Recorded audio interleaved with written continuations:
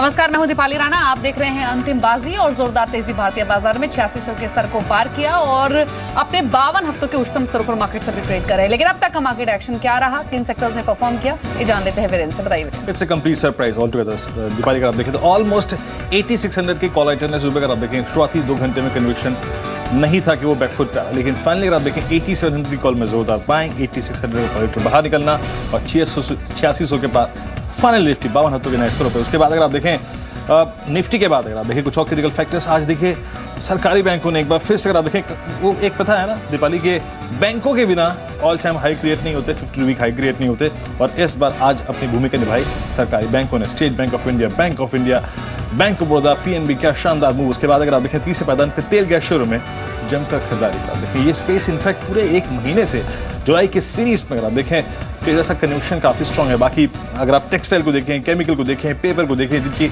Mid cap में काफ़ी strong presence होती है, आज स्ट्रॉन्ग मूव यहाँ पे। और लास्ट बट नॉट लीस्ट अगर आप देखें तो जिस चीज़ पर फोकस करेंगे वो है कल नतीजों से पहले 3% उछला मारुति, ये ऑलमोस्ट बहुत क्लोज है अपने ऑल टाइम हाई के। लेकिन याद रखिए कल रिजल्ट हैवी डे है और बहुत सारे ऐसे नतीजे होंगे जिस पर आज हम चर्चा करेंगे, नंबर्स को समझने की कोशिश करेंगे कि एग्जैक्टली कैसे रहेंगे। दीपाली जी, तो अच्छी मजबूती दिखी है। 8300 के स्तर को भी इंट्राडे में निफ्टी ने पार किया था और अभी 8268 के आसपास ट्रेड कर रहा है। ये वो शेयर्स है जहां पर अच्छी मजबूती आज के सत्र में देखी गई है और जिन पर हम बातचीत करेंगे अगले 1 घंटे के दौरान।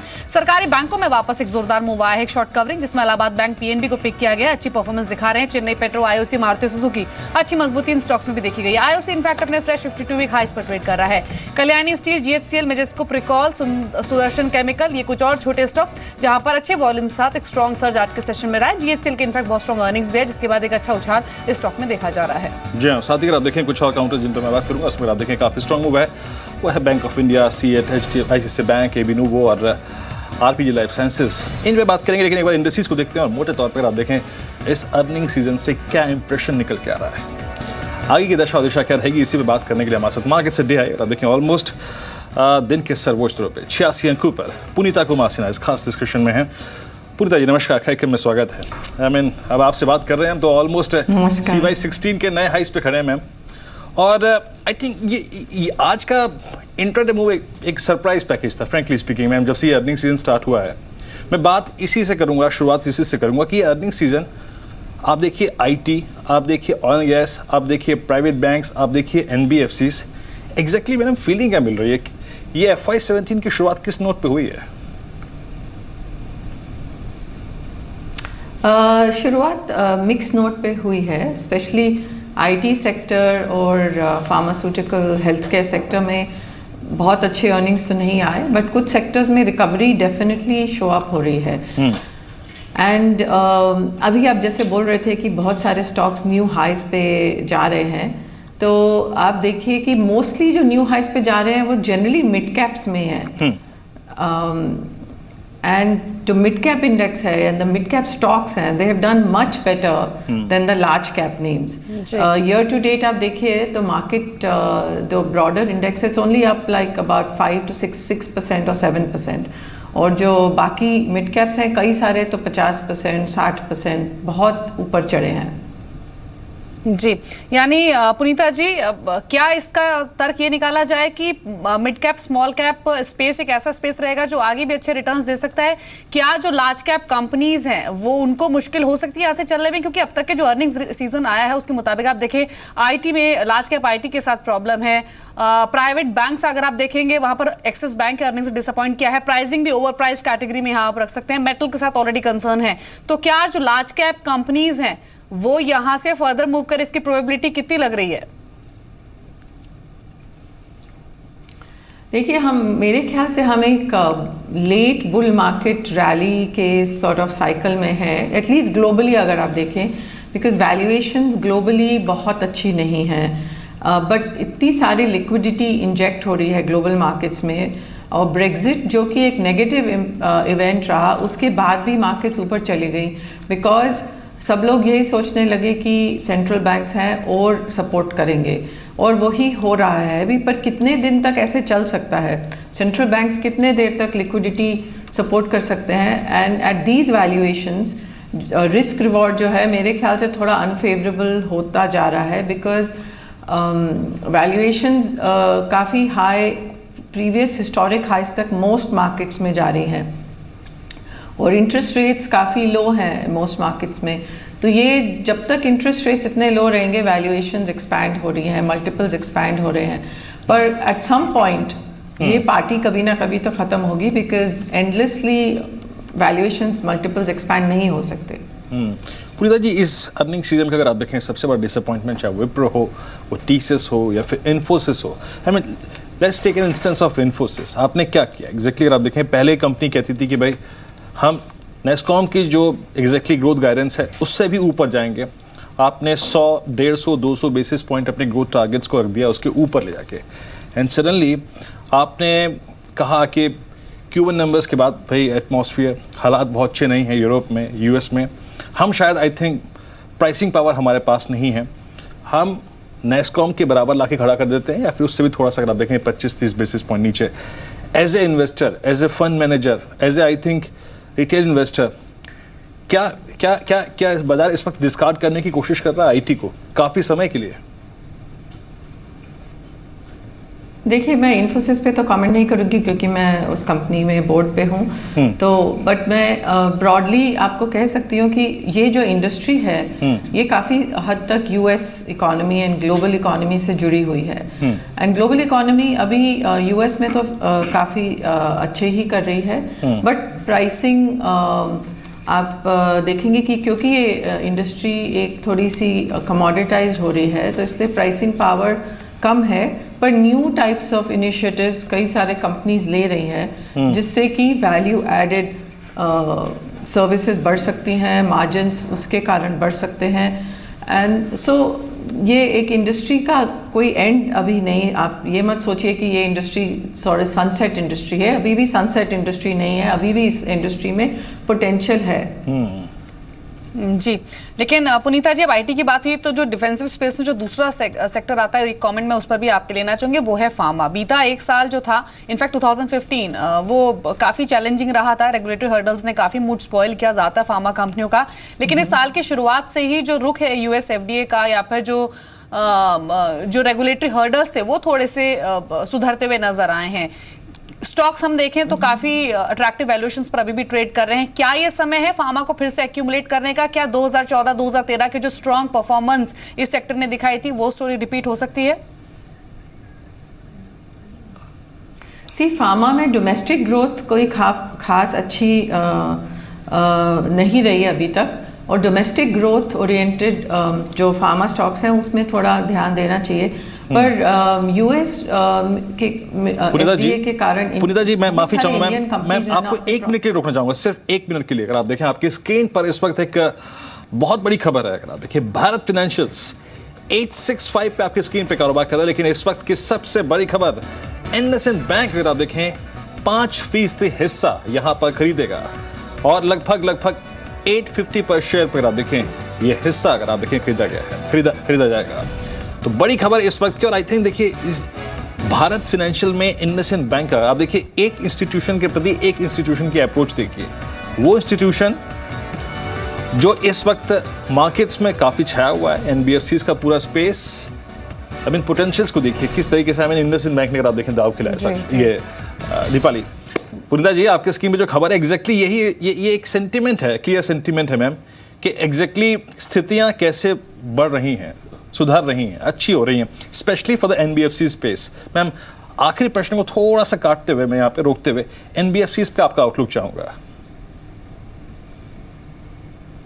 नहीं, एनबीएफसीज जो है ना एक तरह की नहीं है। आप देखिए एनबीएफसीज जो है बहुत सारे सेक्टर्स रिलेटेड हैं, एंड देयरफॉर जिस सेक्टर में जैसे गोल्ड फाइनेंसिंग की हैं, ऑटो फाइनेंसिंग की एनबीएफसीज हैं, इंफ्रास्ट्रक्चर फाइनेंसिंग की हैं, माइक्रो फाइनेंस सेक्टर की एनबीएफसीज हैं, तो एनबीएफसीज एक सेक्टर नहीं है, इसमें बहुत सारे मल्टीपल सब सेक्टर्स भी हैं। और क्योंकि बैंकिंग सेक्टर में कैपिटल कंस्ट्रेंट्स हैं, कैपिटल इश्यूज हैं, एडिक्वेसी के, एनपीएस ज़्यादा हैं, रेगुलेटरी भी सुपरविजन ज़्यादा है, तो एनबीएफसीज एज अ स्पेस ये जो मिसिंग अपॉर्चुनिटी है जो बैंक्स नहीं कैपिटलाइज कर पा रहे ग्रोथ की, उसमें एनबीएफसीज काफ़ी ज़्यादा बेनिफिट कर रहे हैं, काफ़ी ग्रोथ पिकअप हो रही है और कई सारे NBFCs में ग्रोथ बहुत अच्छी है। सो मेरे ख्याल से अभी वैल्यूएशन को देखते हुए ग्रोथ की कोई मुझे प्रॉब्लम नहीं लग रही, बस सिर्फ वैल्यूएशन स्पेसिफिक स्टॉक्स का देखना पड़ेगा। जी, इनफैक्ट अब भारत फाइनेंशियल करीब 2.5% ऊपर ट्रेड कर रहा है और फ्राइडे के सेशन में भी पूरे ही वीक ये स्टॉक काफी स्ट्रॉन्ग मूवर रहा था आफ्टर स्ट्रॉन्ग अर्निंग्स और अब 866 के लेवल्स पर ट्रेड करते हैं और इंडसइंड बैंक भी डे हाई पर है। लेकिन चलिए अर्निंग्स की बात हो रही है तो इन्फो एज की बात कर लेते हैं और नतीजे आए हैं। मिस्टर चिंतन ठक्कर हमारे साथ मौजूद है, CFO हैं इन्फो एज के। Mister Thakkar, good afternoon. Strong set of earnings company ने पोस्ट किए हैं। ओवरऑल अगर हम प्रॉफिटेबिलिटी देखें कंपनी की तो वहां पर 55% के आसपास का जंप देखा गया है। ग्रो ड्राइवर्स कौन कौन से रहे हैं इस क्वार्टर में और स्पेशली Naukri.com की परफॉर्मेंस कैसी आई है? ओवरऑल रेवेन्यू ग्रोथ 17% है। रिक्रूटमेंट बिजनेस भी 17% ग्रोथ किया है। 99acres ने भी 17% ग्रोथ किया है। अगर आप ऑपरेटिंग EBITDA देखो तो operating EBITDA has actually jumped by 136%। And the margin, operating EBITDA margin has gone up from 14% to 28%. मतलब दुगना है। एग्जैक्टली सर, ये 99acres की परफॉर्मेंस कैसी रही आपकी इस बार और क्या एग्जैक्टली इस सेगमेंट से जो इंडिकेटर्स हैं वो दिखा रहे हैं आपको कि हाँ अब लोअर प्राइसेस पे डिमांड आ रही है both in commercial and I think residential segment? नहीं, हम रियल एस्टेट मार्केट तो अभी भी स्लगिश लग रहा है, but as a job portal हमारी रेवेन्यू ग्रोथ 17% हुई है और कॉम्पिटिटिव इंटेंसिटी कम होती जा रही है, तो उसकी वजह से एक्सपेंसेस भी कम हुए हैं और in fact it is the reduction in expenses in 99acres की वजह से ही एक्चुअली हमारी overall operating EBITDA has gone up, So 99acres, that way it looks like it's consolidating its position in the market. It's growing even in a sluggish market, and it's growing with much more operational efficiency, with less cash burn. Traffic share is growing, and it has been consistently growing past few months. So I think overall it's a very positive result. And what about Naukri Gulf exactly? वहाँ पे कैसी स्थिति रही sir इस बार? तो overall recruitment में नौकरी India ने काफी अच्छा किया हुआ है। Naukri gulf is kind of little flattish because वहाँ पे एज यू नो कि oil segment is not doing that. That's why I am asking. तो वहाँ पे हम growth is kind of flattish, but we are not really burning any money there and we have profitable operations there. Okay mister Thakkar, बहुत बहुत शुक्रिया इस पूरी बातचीत के लिए और मेरा नतीजों पर। और एक बार इन्फो एज को देखते हैं 876 पर। अगर आप देखें पोस्ट नंबर से ऑलमोस्ट डे हाई पे कारोबार कर रहा है। निफ्टी करीब इस वक्त 80 अंकों पर 8621 के स्तर पे। पुनीता जी, एक और चीज़ शायद इस बार आई मीन ये मुद्दा और ये सेक्टर आज हमने सुबह भी डिस्कशन में इसको उठाया था और वो था FMCG। एग्जैक्टली आप देखिए मॉनसून बहुत अच्छा, लेकिन उससे पहले HUL ने आई थिंक 4% वॉल्यूम ग्रोथ के साथ थोड़ा सा आई मीन डिसअपॉइंट किया है। बट आई थिंक मैम ये स्टॉक्स देखिए अभी भी पूरा सेक्टर ऑल टाइम हाई पे ट्रेड कर रहा है। ये वॉल्यूम्स, अच्छा मॉनसून, पतंजलि जैसे थ्रेट्स, इन कंपनियों में अभी कितना पैसा बता देगी मैम एज ए इन्वेस्टर आप? नहीं, मेरे ख्याल से मॉनसून रिलेटेड सेक्टर जो है स्पेस बहुत अच्छी स्पेस है, बिकॉज 2 साल के बाद मॉनसून लग रहा है कि अच्छा आया है। थोड़ा सा डिलेड आया है पर अच्छा मॉनसून लग रहा है, तो उससे बहुत सारी जो कंपनीज हैं एग्री स्पेस में उन पे काफ़ी ग्रोथ आएगी एंड उनकी वैल्यूएशंस भी, क्योंकि 2 साल काफ़ी स्टॉक्स डिप्रेस्ड रहे हैं तो वहाँ पर आप देख ही रहे हैं अप मूव, और मुझे लगता है वो अभी एक पॉजिटिव ट्रेंड है जो कंटिन्यू कर सकता है। जी पुनीता जी, कल का दिन शायद काफ़ी अहम रहे क्योंकि अभी तक की इन्फॉर्मेशन के मुताबिक कल GST बिल को लेकर वित्त मंत्री अरुण जेटली एक अहम मुलाकात करेंगे और उसके बाद GST बिल टेबल हो सकता है, इस तरह की प्रोजेक्शंस की जा रही हैं। लेकिन मैं GST और इसके मार्केट इम्पैक्ट पर आप एक कमेंट्स देना चाहती हूँ। GST बिल को लेकर हम आज से नहीं काफ़ी समय से बात कर रहे हैं, लेकिन मौजूदा स्तर पर जब इंडेक्स 8600 के स्तर पर आ चुका है, क्या GST बिल का पैसेज फैक्टर्ड इन हो चुका है इन लेवल्स पर, या फिर GST बिल अगर पास होता है तो मार्केट को फर्दर मूव करने में ये कितना मदद कर सकता है? और इसी के पर्सपेक्टिव से लॉजिस्टिक्स, जहां पर हमने जोरदार बाइंग देखी भी है बीते 1-2 महीने में, वहां पर क्या आउटलुक आपका रहेगा? जिस तरह से मार्केट रैली कर रही है, कुछ हद तक तो जीएसटी बिल का पास होना इनकॉर्पोरेटेड है। इनफैक्ट हम लोगों को जीएसटी बिल अगर नहीं होगा वो काफ़ी एक नेगेटिव ट्रिगर हो सकता है मार्केट्स के लिए, पर अगर हो गया पास जीएसटी बिल तो मार्केट्स उसको पॉजिटिवली लेंगी। पर जहाँ पर आप देखिए मार्केट वैल्यूएशंस हैं ऑलरेडी, लॉट ऑफ स्टॉक्स जो है वो न्यू हाइज ऑलरेडी हिट कर रहे हैं, तो मेरे ख्याल से कुछ पॉजिटिव बेनिफिट तो उसका शॉर्ट टर्म में मार्केट में ज़रूर आएगा, पर हमको बिगर इम्पैक्ट अगर नेगेटिव होगा अगर नहीं हो। पुनीता जी, एक और चीज़, आई मीन जो इस सरकार के अगर आप देखें जो रिफॉर्म्स के कामकाज रहे हैं उसको देखते हुए, I mean specially oil reforms को लेकर सरकार ने बहुत काम किया है पिछले 1.5 साल में, 2 साल में, और इनफैक्ट शायद यूपीए एनडीए दोनों ने इस मद्देनज़र काफ़ी काम किया है। और स्पेशली अगर आप देखें जब ये बोला गया कि भाई 25 पैसे हम केरोसिन के भी दाम हर महीने बढ़ाएंगे, आई थिंक ये रिफॉर्म्स के, ऑयल रिफॉर्म्स की कड़ी में एक बहुत महत्वपूर्ण स्टेप था। As a investment vehicle ma'am, ये अपस्ट्रीम कंपनियाँ, ओएमसीज कंपनियाँ आपको कैसी लगती हैं इस वक्त? देखिए जनरली आप देखिए सिर्फ इंडियन एनर्जी स्टॉक्स ही हैं जो कि अच्छा नहीं कर रहे। ग्लोबली एनर्जी स्टॉक्स जो हैं, oil and gas stock globally इस साल काफ़ी one of the best performers रहे हैं।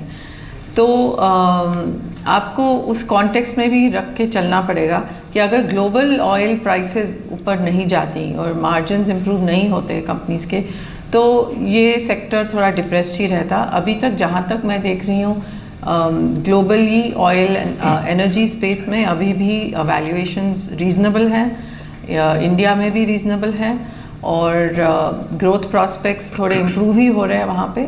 तो एक ये सेक्टर है। ओनली थिंग इज़ कि यहाँ पर रेगुलेशन एंड गवर्नमेंट इंटरवेंशन का थोड़ा अनप्रिडिक्टेबल नेचर रहता है, तो गवर्नमेंट ओन्ड कंपनीज पे generally I stay away because I don't think कि गवर्नमेंट ओन्ड कंपनीज में ग्लोबली कहीं ज़्यादा इन्वेस्ट करने से नेसेसरली फ़ायदा रहा है, because no one can predict कि गवर्नमेंट क्या करने वाली है।